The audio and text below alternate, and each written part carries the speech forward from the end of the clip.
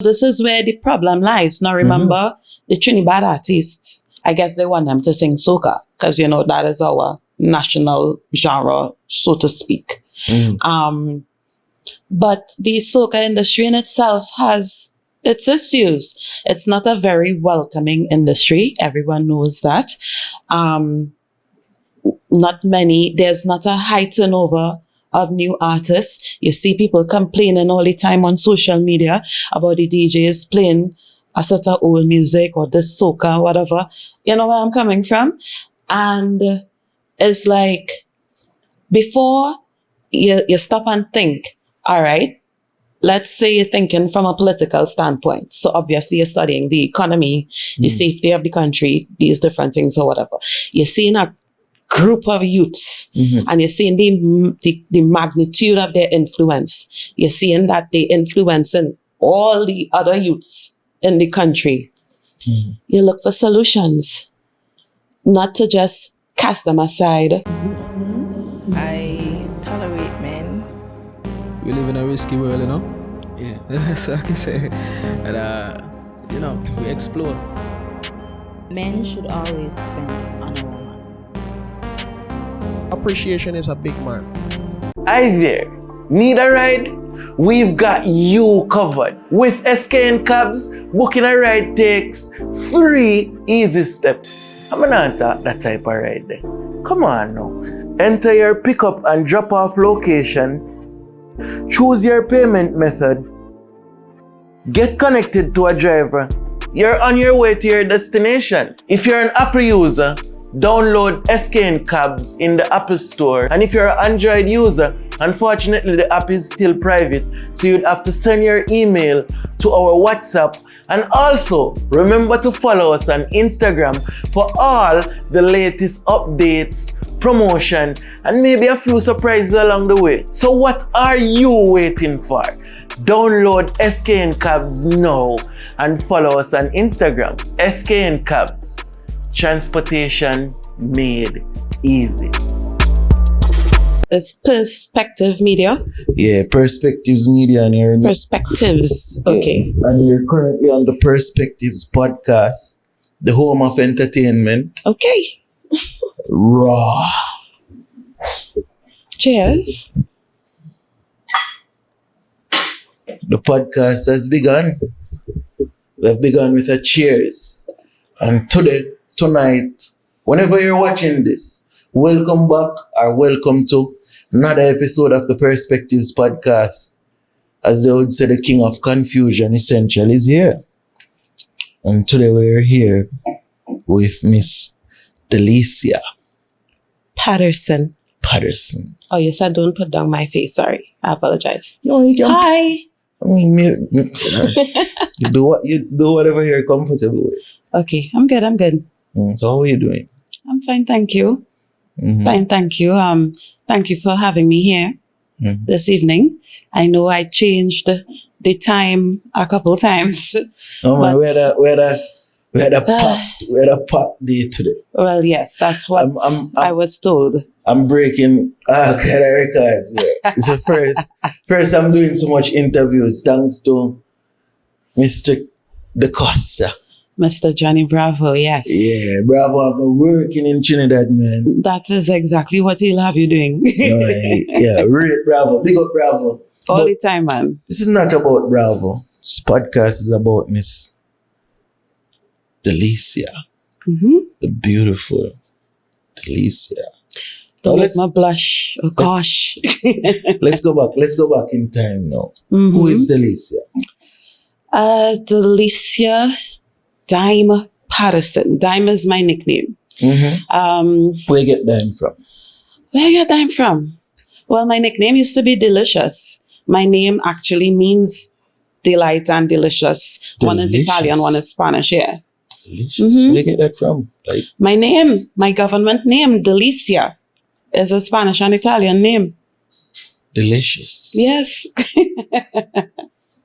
I thought it was a testimonial. No. So, as I got older and whatnot, I just found that in certain spaces, so to speak, the name Delicious wasn't really appropriate. So I wanted something, beginning with D, of course. And I came up with, I love diamonds. Mm-hmm. I love the fact that someone can call themselves a diamond. Mm-hmm. And I just shortened it. Mm-hmm. Dime. 10. 10. I Wow. rate myself. 10 out of 10. Now let's go back to the beginning now. Mm-hmm. Right. Younger So Delicia, who are you? we get my name out of the way. Right. I have been involved in the entertainment industry for quite some time. Mm. I am presently the manager for Jalano, Mm-hmm. along with Hilltop Entertainment Limited. I've also managed Trinidad Killer, Mm-hmm. Tuke Zeli, Kalika B, Bubbles. Am I forgetting anybody? Tuke Zeli is actually the first Trinidad artist to get 1 million views on YouTube. Mm-hmm. Yeah, with the likes of, I think he was on Akam Entertainment platform, Mm-hmm. and he got the first 1 million views, audio Mhm. only. And what was that like now, being the manager of him? Well, for me, Trinidad, obviously, at that time, it was something new, a new movement, Mm-hmm. a new, the evolution of local dancehall music with the youths and whatnot. So it was, a new beginning for me in terms of a different side of entertainment, because prior to that, I used to work with Mr. Neil Iwa George, soca artist, entertainer, entrepreneur. At his radio station, I was a news presenter, editor. And, always used to do other little stuff around the radio. I did a short stint on a local television program as well. And, so that's basically where I would say I got my major foot in the door of entertainment. Even though growing up as a child, I was still involved, doing music and choirs and dancing and so forth. But I have a lot of experience in many different versatile areas. Right. So, I also used to work at the airport, and in between working with Iwa George and starting to manage Trinidad artists, or local dancehall artists, I also used to work at a financial institution, a bank. And what was your job in the bank? At the bank, I changed job titles at least 4 times with different promotions. I started off in the call center, and after that I went on to a branch, and I stayed there for the majority of my time in the bank as a customer service rep for personal and business clients, and an account manager trainee. That would have been my very last position, and client assistance officer. Yeah. So what's your background? What's your educational background to have such prestige jobs, as some would say? My educational background, I don't have any masters or any degrees or anything. I would say my job experience, because I started off at a very tender age. I know I may look young, but I'm not that young. I'm not old either.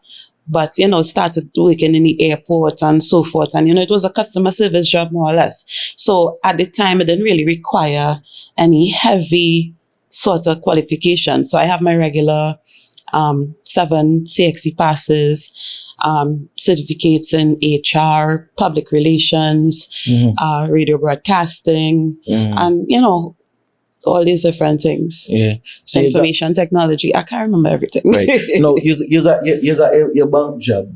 I would like to think that job paid, Yes, it was, the salary, it was decent.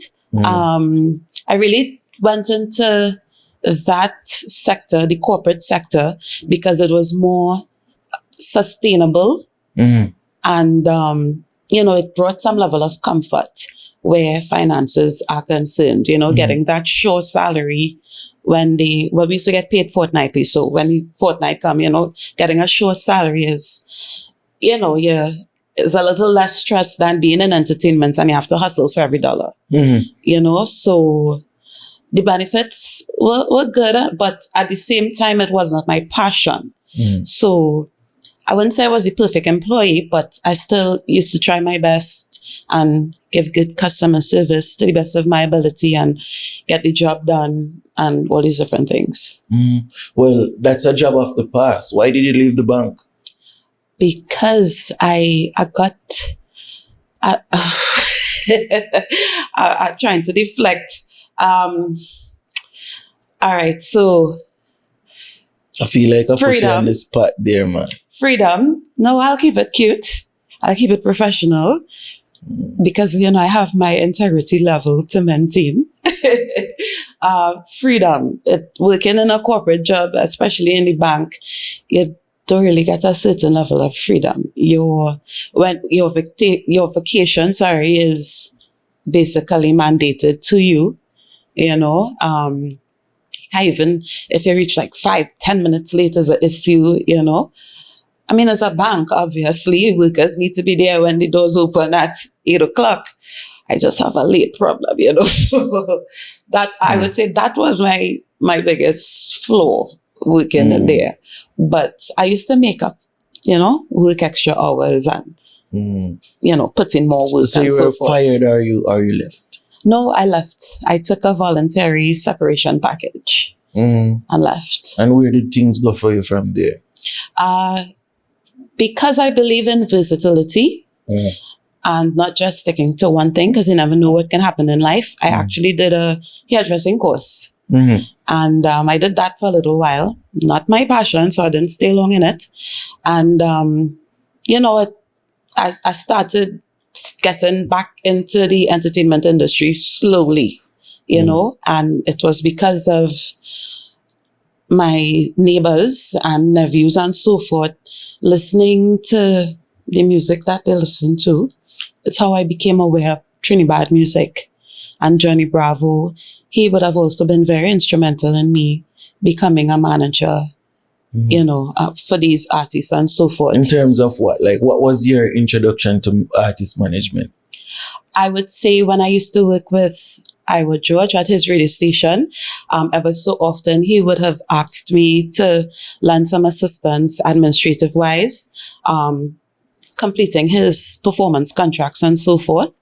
So more or less, working alongside him, you're observing how he is moving, how his manager, the kind of business operations they're doing, and obviously getting the opportunity to complete his contracts. I would have been exposed to the jargon, the wording, the format, the procedures.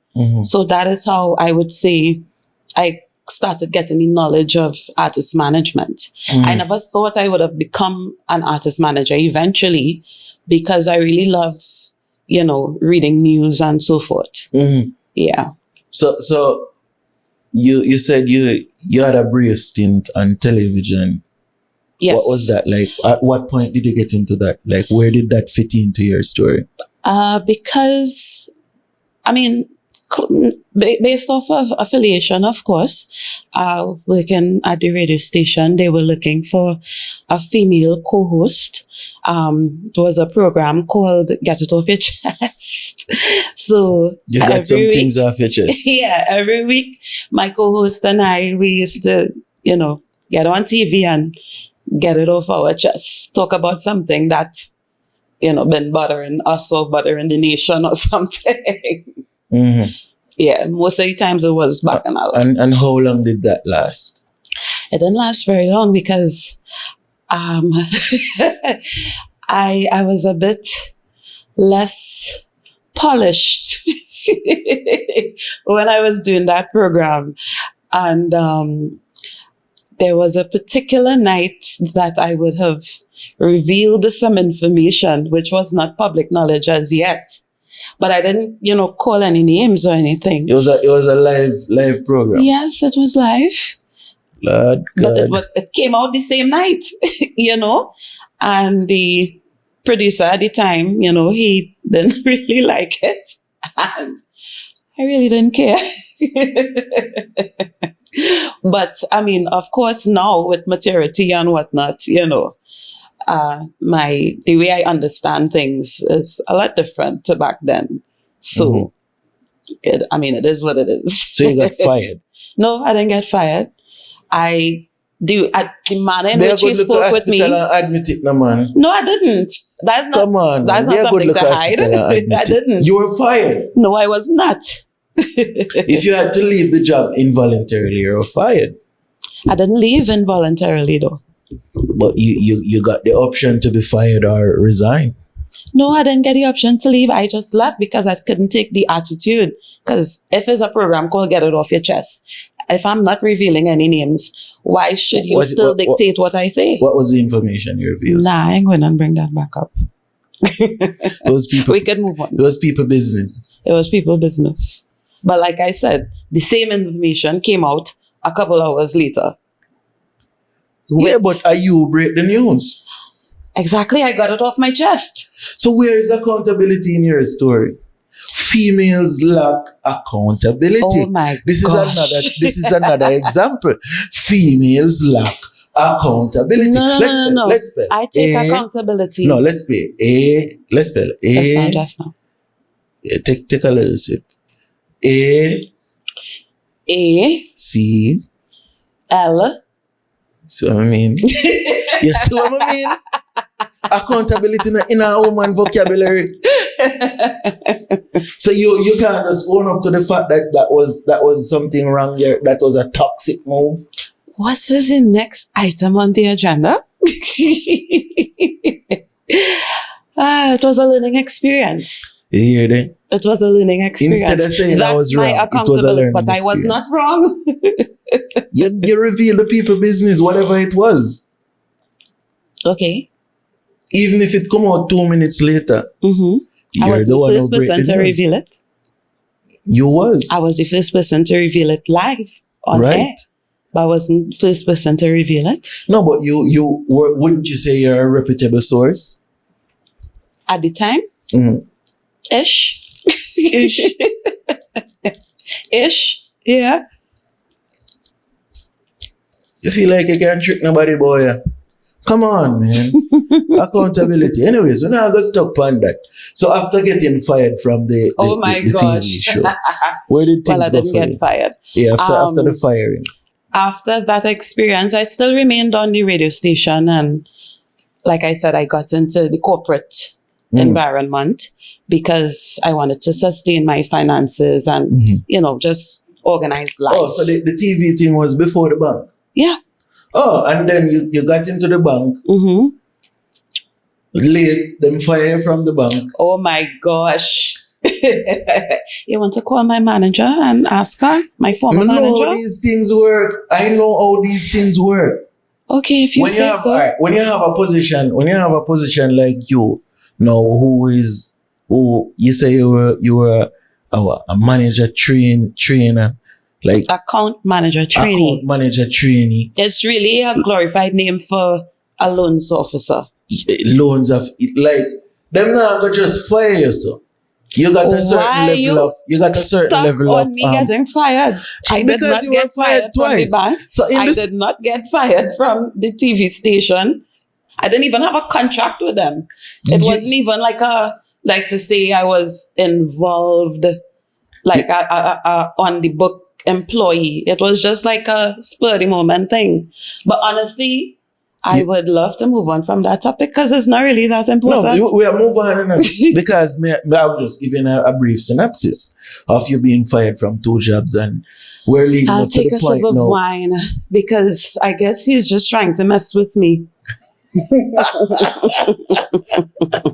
Anyways, so after being fired from 2 jobs and now discovering, hey, I want to be a artist manager based on the fact that you were privy to all these information from Iowa Judge, working in the radio station. How did you get in? Well, I don't know, say that in terms of getting introduced to management. Which artist was your first management? 2K Zelly. 2K Zelly. And how did you getting on board with his career helped him?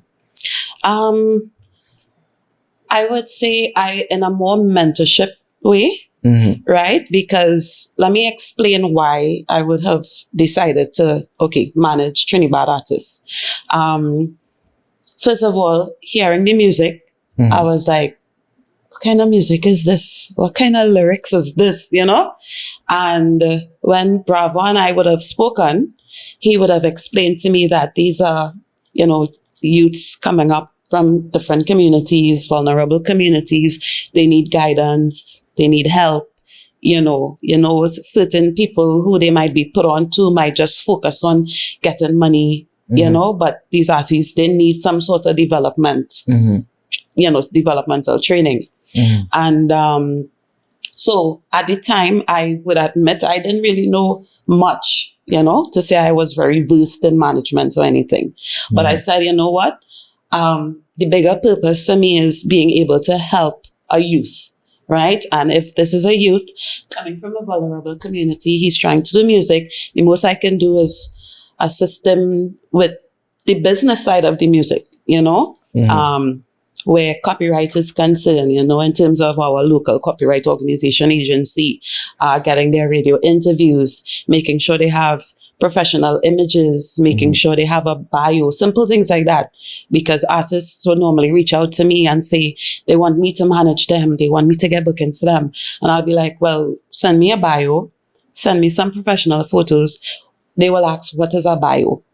So when I hear questions like that, it's like, well, then you need to start from scratch, because you can't want to already get bookings and make all the money and think it's that easy and not understand that there's an entire business industry behind it. Yeah, but they've never been educated on that. Pardon? They've never been educated on that. Most of these youths come from these backgrounds. Like, them don't know. Them just know, so them sing music. Correct. Exactly. And the music, them get bookings and them get money, and that's it. Exactly. They don't know that, hey, there is a back end to all of this, and nobody is educating them. Exactly. So that was one of the main reasons why I would have chosen to come on board, in an effort to, just try to use the influence of music and use my professional background and experience to guide them to make better decisions, not judge them, like a lot of people do, but just guide them and, show them that if they go down this path, these are the consequences, teach them, again, I don't expect them to know everything. I myself don't know everything.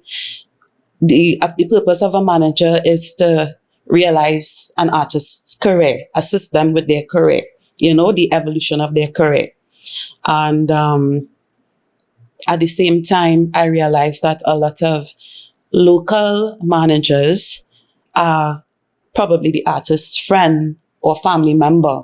And while I see no issue with that, there are obviously both advantages and disadvantages. The advantage may be you may trust this person more because you know them or you're related to them. The disadvantage is, just like you, this person also needs to start from scratch in understanding the music business if they don't have any background in it at all.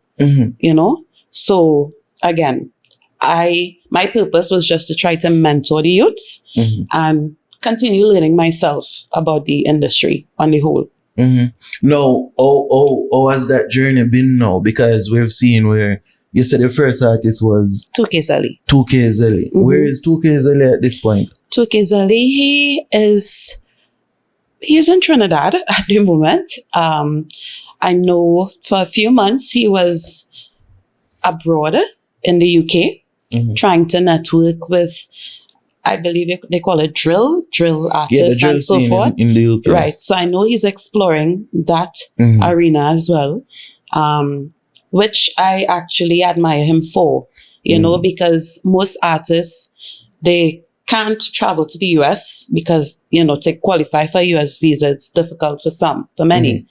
And you don't need a visa to go to the UK. As Trinidadians? As a Trinidadian. Oh, I never know that. Yeah. You see what happened now to go mess up that, soon, we'll be requiring visa to go everywhere, Well. Crime. You see that crime thing, You see that's that the next crime? story. No, you see that crime thing, Yeah. It's crazy. Only for so he has been exploring different music options. And yeah, we still talk. You know, I don't try to keep bad blood with anyone. But yeah, that's So what you're he's no doing. longer a part of his management? No, I don't manage him anymore. Okay, and y'all departed peacefully. Yes. Mm-hmm. Where did management go for you? Like, After 2K Zali, I started working with Kalika B and Trinidad Killer. Yeah. and how was it managing those people now? Kalika B, I wouldn't say she's she's not just an artist. She has, you know, a job, a regular job as well. With her, I know she was still very new, you know, trying to do dancehall and so forth. Because she is East Indian, right? Her heritage, you know, a lot of negative comments used to come her way, you know, trying to associate her heritage with the music, which, you know, we didn't really used to pay attention to. Excuse me, sorry. But, you know, I guess she, you know, wanted to explore her corporate path. So she wasn't really heavy into the music per se. Trinidad Killer, that was a nice experience. We flew to a few Caribbean islands, which was, you know, a good experience and whatnot. We would have also parted ways because he said to me, I'm too professional. But we still on good terms. Is it that you're too professional or you're too controlling? No, it was too professional. Johnny Bravo could attest to that. In terms of what? Like, what were the disagreements? Well, I mean, I'm sure everybody knows he is a very, he's a character, right? And, you know, the way my style of doing business and his style of doing business wasn't really meshing all the time. So before it went down a negative path, we both decided and we came to a mutual agreement that, you know, let's just leave things and you go your way, I go my way. I still support him though, you know, we still communicate. And is one thing my mom always used to teach me growing up, don't burn bridges. You understand? No matter where you are, no matter who you're interacting with, no matter where you're working, don't burn bridges. But as a manager, you're supposed to be able to adapt to different situations and different artists. Exactly. But at the same time, I believe in a certain standard. That's just what it is. And he wasn't up to that standard. Well, like I said, he had his way of doing business. I had my way. And it wasn't meshing. One thing, you're a politician, you know. Yeah, you know if you answer questions. Yeah, you're media trained. No problems after this, you know. It's business as usual. Now, what was your next artist? Jalano. Boy, No, before Jalano was Bubbles. No, Bubbles came during Jalano. So Jalano, yes. Talk to me about Bubbles before Jalano. Bubbles. Bubbles is a very sexy artist. Very, what's the word I'm looking for? Flexible. You know, with Bubbles, I think on a personal level, I didn't have the right resources to market her and push her the way that she needs to be pushed. You know, to have a successful management team, you know, it takes more than one person, right? And I am a one-woman team. So I did not do any sort of exclusive agreement with her. I don't believe in doing that at the beginning, you know, because at the end of the day, I care about the artist. So I would always say, let's just do a trial period. Let me just help you out. You know, I would always tell them from the beginning, I don't have the resources to probably push you the way that you need to be pushed, but I will do my best. Or while you're probably looking for a manager that you would want to settle with, I don't mind assisting you with your bookings and so forth. So a lot of artists as well, they reach out to me. They may not want management per se, but to at least assist them with their bookings. So I would do that as well. Yeah. Oh, so you wasn't a full-on manager? No, not really. Okay. Now, how did you meet Jalano? Jalano. All right. So Jalano is a reggae soca dancehall artist, right? I first became introduced to Jalano through a friend, through his reggae music. That's how I heard about him, the first instance. On the local dancehall side of it now, the Trinibad side now, he was one of the early members, the foundation artists in Trinidad. So, along with the likes of Smani, K-Lion, etc. Exactly. And I would have heard his song, Word Them One, Send Them Out, and so forth. And I didn't even recognize then and there that is the Jalano that was singing reggae. It's only after a while I was like, I put two and two together. Because I was doing research on all the artists, right? Because I was trying to still figure out a way, how can we help the youths, not just one, but how can we help a group of them to understand the music business better? Because I'll tell you something. When I became aware of the lyrics and what they're singing, because of my experience in the media and in the news, I used to pay attention a lot to news stories and the Parliament channel and so forth. And I would see certain things being discussed in Parliament and whatnot. And I was like, I'm sure people not paying attention to these things. With next couple of years to come, these same bills and laws that they're passing going and come back to haunt some of these artists. Now, like what specific bill or law? All right. So, for example, the anti-gang bill and, those kind of bills. I told myself, I said, they're going to target Trinidad artists. I'm pretty sure of it later down the road. Just because of the content they're singing. Because it's similar to what they're doing in the US. They're calling it cell snitch or dry snitch or whatever snitching they call it. When they're targeting some of the rappers through their lyrics. If you sing certain lyrics, they're basically using that as, your confession. And I said something telling me they're going and align itself to Trinidad somehow. And so said, so done. So I would have tried to encourage artists who I would have worked with to balance their content. You know what I mean? I cannot dictate what they sing, but at least balance their content, guide them accordingly, and let them focus on the music side of things, focus on the entertainment side of things. So in meeting Jalano for the first time, I paid attention to his music. I was like, this is an artist I definitely want to meet. I met him at an event. I walked up to him and I said, how long are you trying to get him to talk with you?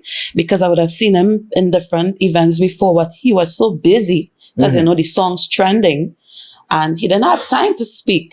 So I finally got the opportunity to speak with him and said that I would love the opportunity to work. I told him I would love the opportunity to work with you.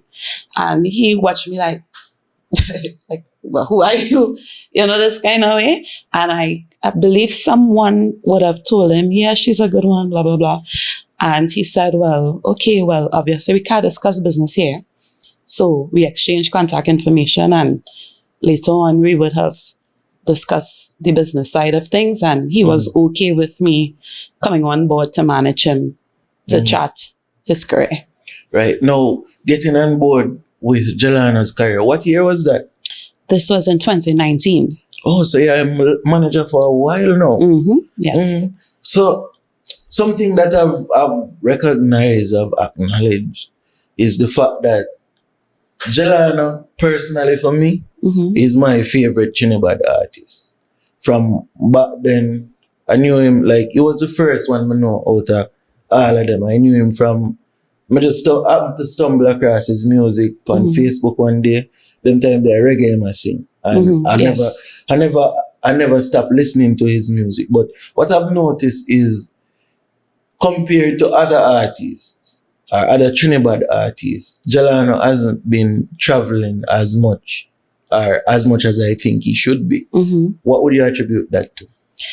I would attribute it to the fact that his content is not the controversial topic, you know? Mhm. It's not bacchanal. He's not involved in any heavy bacchanal where, you know, bacchanal and negativity and people business and the numbers and the letters is what is the forefront of the media right now.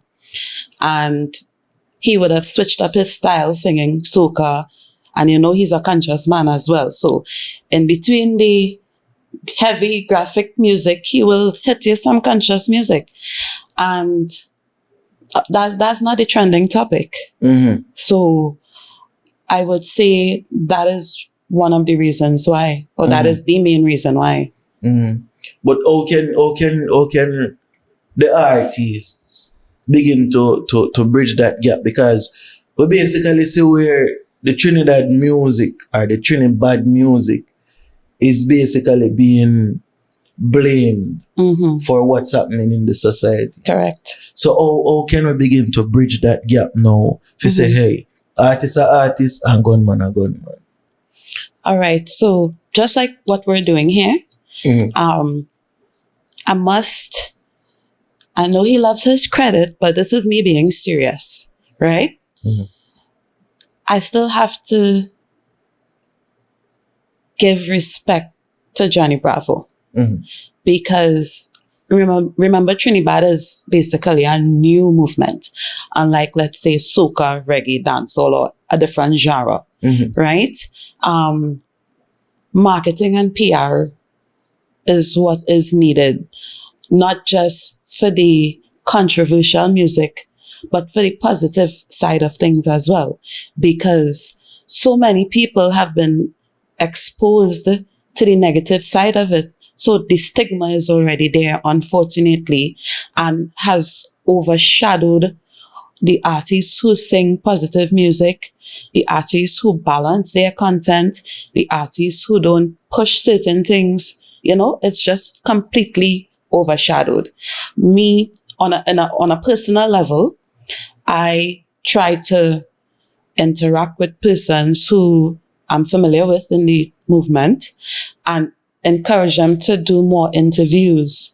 You know, I mean, I can't be the only one speaking because of my experience in the media. Mhm. You know, nobody going to listen to me alone. But if, let's say, 20 artists doing interviews and they're showing a different side of just circling who ends and who's skull going and open, you know, but people will see a different light. right, but remember, you know, this is dancehall music. Mm-hmm, And to now play a little devil's advocate for mm-hmm, the artists who sing these quote unquote badman music. Remember the likes of Bounty Killer. You know? correct. Bounty Killer, if you listen to Bounty Killer song, them, these are gruesome songs. Mm-hmm. But people look at Bounty Killer as an artist. So what's the difference between the Trinidad artist and a Bounty Killer? A music them a do. Yeah. So why can't we separate the gangster from the music? Well, that is the burning question on everyone's minds. And, you know, it's just that some of the artists mixing the two. And again, it goes back to them understanding the business aspect of the music. You know, majority of them just becoming artists overnight, you know, plain talk bad manners. And they lack the actual mentorship and proper guidance to show them how to not do certain things if you plan to have sustainability in this industry. That's just what it is. It's not a secret. Right. Yeah, because it's sad, you know. It's sad because this is the birth of Trinidad music, you know. Mm-hmm. Trinidad dancehall music, you know. And it's almost like it's being killed at birth. Because No the pun mu- intended. oh, trust me. Like it rough. You see, the artists them can't even go perform in places and feel comfortable. Correct. Because the reality is the music is not streaming enough to the point where the big money in a streaming. The big money in a reggae and dancehall is in touring. So if an artist can't tour, him can't get the full glory. Him can't get the money where him supposed to make. You see, so the Trinidad artists, like, they're limited in so much ways. It's just sad. It's just sad because we see recently came and get banned from St. Kitts and get banned now from Antigua. What's next? Yeah. And who else will this stigma follow? Because there's no telling, you know. And that's my biggest problem. That's my biggest problem. Because music is let's talk cliche here. Music is a universal language. Yeah. Music is a billion-dollar industry, right? My perfect go-to example is Rihanna. Why? Because she's right from Barbados, our Caribbean neighbors. And she and her team, of course, with the correct guidance and whatnot, was able to transform into this billion-dollar individual that she is today. She's no longer an individual. She's a brand. She's a brand. Right. Correct. I take correction, you know. And at the end of the day, every human needs some form of entertainment in their life. Politicians, they have an entertainment allowance, not so? So if entertainment and music and certain things are not seen as priority, then they should cut out that entertainment allowance. Because I find in Trinidad, and probably by extension certain Caribbean countries, we don't take the industry seriously. Hence the reason why majority of us still fighting up like crabs in barrel. Because everyone wants to outshine each other without trying to find some sort of common ground and create a standard. I respect the Jamaicans. Let me tell you why. Jamaican artists, a new upcoming artist or whatever, they have 2-3 hit songs. The standard is, you can't pay nothing less than 15K US or around that's those big figures. Enough. You understand? That's big enough. It have to be 4 or 5 traveling. And if you have to be this, and they don't care who you are. If you can't meet this standard, you don't have to book them, and they're not coming. But and then you know what? When an artist goes to Jamaica, there's a whole team of professionals that surround them. They might get work permit. Once you see they're not on a criminal record, and so there are provisions in place. Me also feel like the system fight dancehall in Jamaica, but they fight it locally, not internationally, because them put in place a way where Jamaican artists can get them work permit.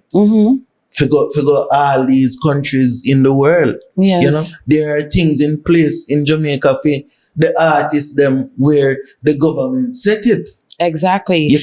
Boy, rough. Exactly. So this is where the problem lies. Now remember, the Trinidad artists, I guess they want them to sing soca because, that is our national genre, so to speak. But the soca industry in itself has its issues. It's not a very welcoming industry. Everyone knows that. There's not a high turnover of new artists. You see people complaining all the time on social media about the DJs playing a sort of old music or this soca or whatever. You know where I'm coming from? And it's like, before you stop and think, all right, let's say you're thinking from a political standpoint. So obviously you're studying the economy, the safety of the country, these different things or whatever.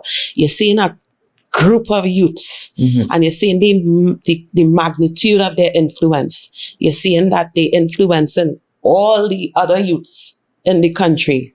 You look for solutions, not to just cast them aside and play the blame game. You understand where I'm coming from? All right, even if you can say, hey, the music is to be blamed, the music is 5% of the problem. Warm to the next 95. But hear it, because I saw this post on an international platform and I saw this post on a local platform. So the post had was something like, on radio, you will hear the mic man saying, youths, put down the guns, say no to violence, say no to da da da da.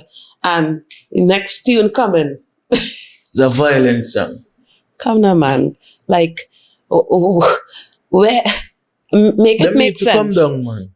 Some of them need to come down, man. Make it make sense, really.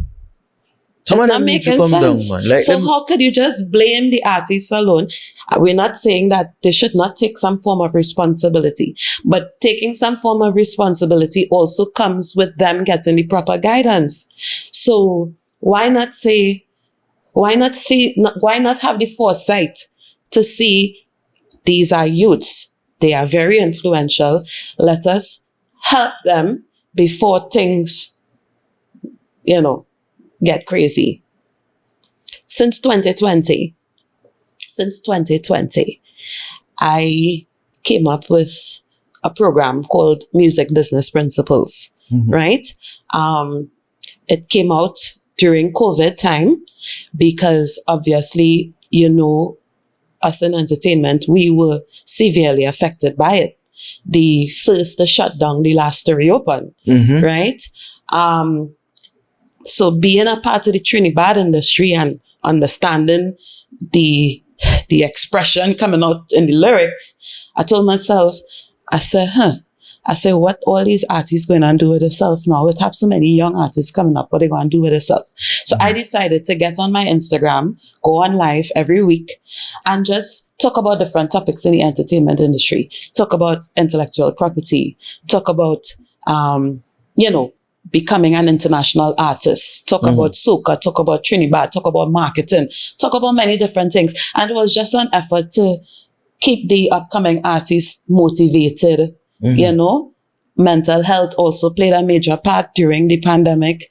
So it was just more or less a stimulation type of exercise to keep the artists motivated, keep them with some level of faith in the system, right?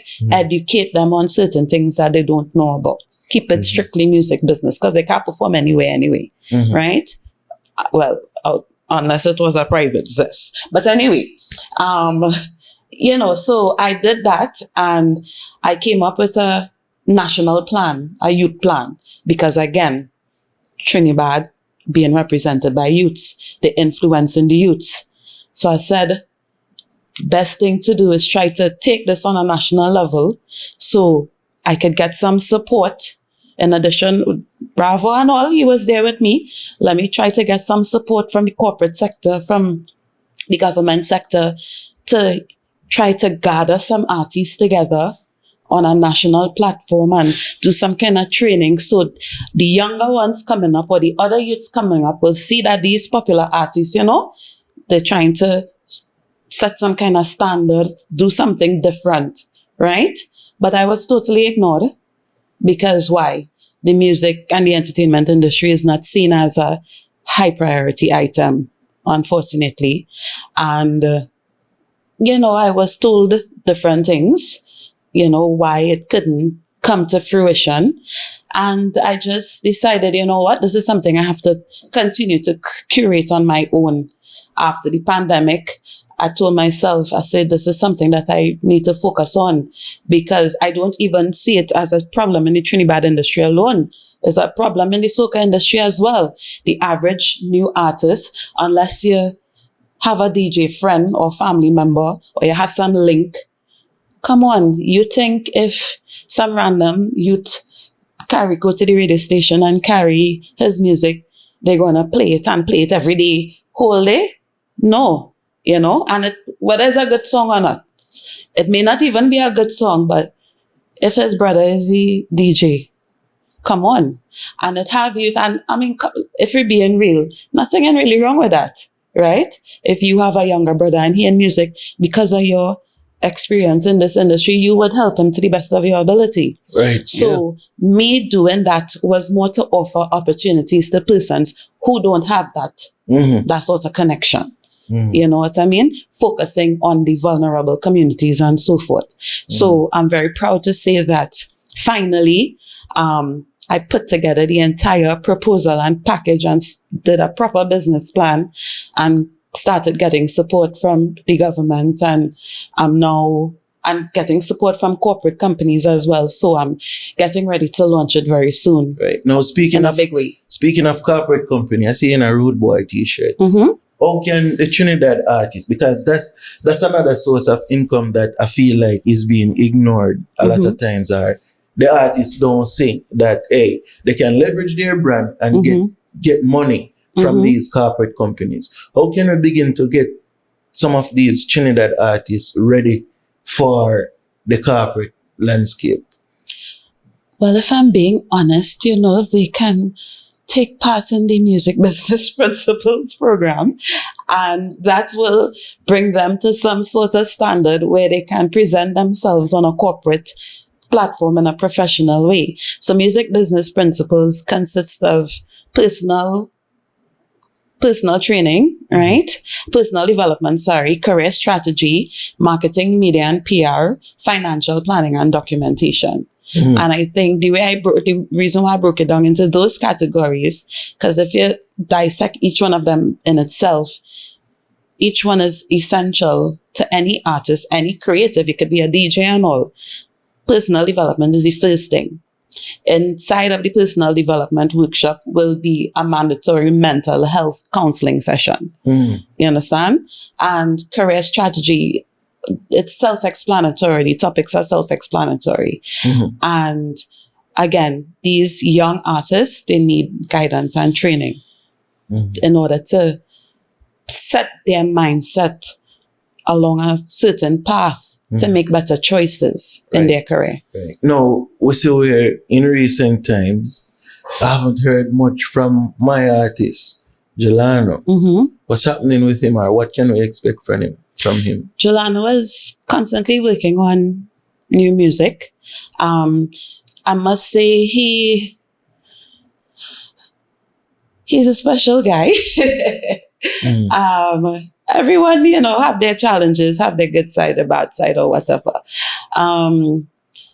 Jalano is working on new music. I would say he needs to be a little more consistent, right? I would not go into details, obviously, of what certain challenges may be, but there are challenges. And I mean, every day is just a new day to try to make a new connection, try to create a new opportunity, or, you know, just continue trying to make good music. All right.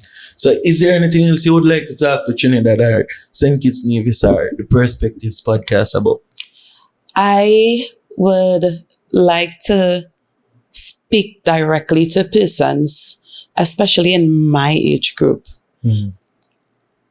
Should I sell out my age? Well, I'm almost 40, right? You don't look that way. I'm almost 40. I would like to speak to persons in our age group. Please don't be a hypocrite. As you rightfully said, look at this one. Okay. As you rightfully said, we grew up on the likes of Bounty Killer, you know, Mavado, even Vibes Cartel, you know, World Boss, right? Don't be a hypocrite. At the end of the day, explicit lyrics and content is not new to us.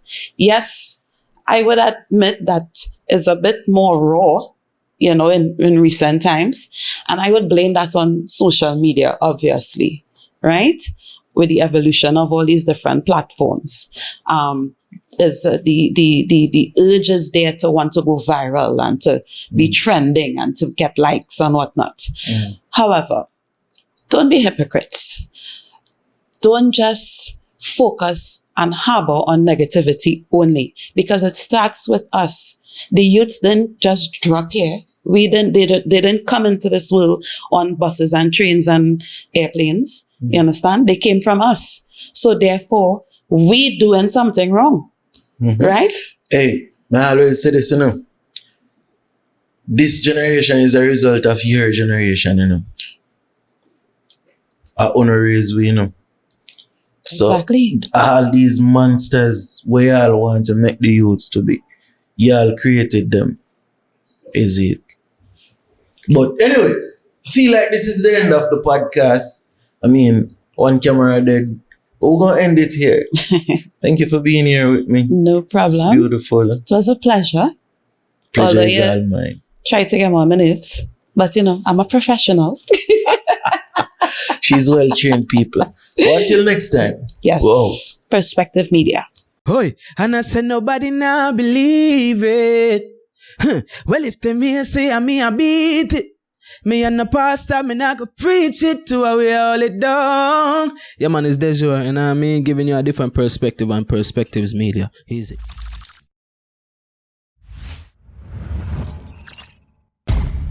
Perspectives Media.